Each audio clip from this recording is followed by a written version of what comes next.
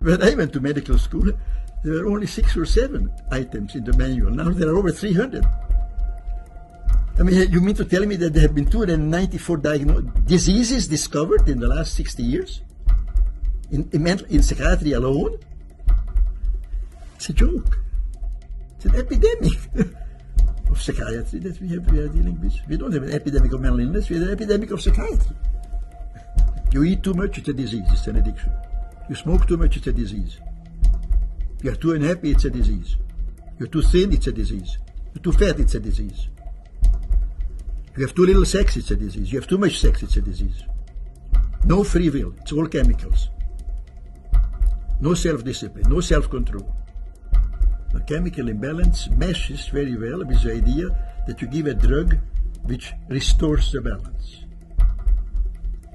It's a story, a mythology, a fable. And that's a baseline from which we're operating now in America.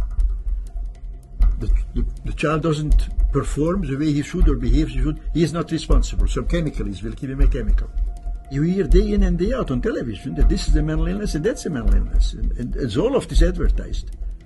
Beer you can't advertise, but Zoloft you can advertise. Now it's not just psychiatry. It's the whole psychiatrization of the culture.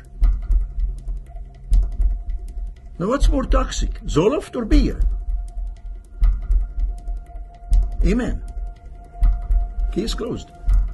See, the internal contradiction in these very concepts is so total that they don't stand up to any scrutiny.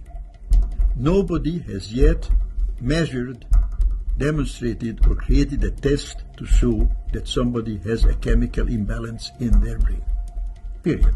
Psychiatrists are getting more and further and further and further away from this human-to-human touch. And they are becoming more and more quacks, where they talk and act and impersonate doctors. They talk about diagnoses and treatments and the brain and all this kind of stuff about which they know nothing. Zero. It's not science, it's politics and economics. That's what psychiatry is. Politics and economics. Behavior control. It is not science, it is not medicine. This is so big that it's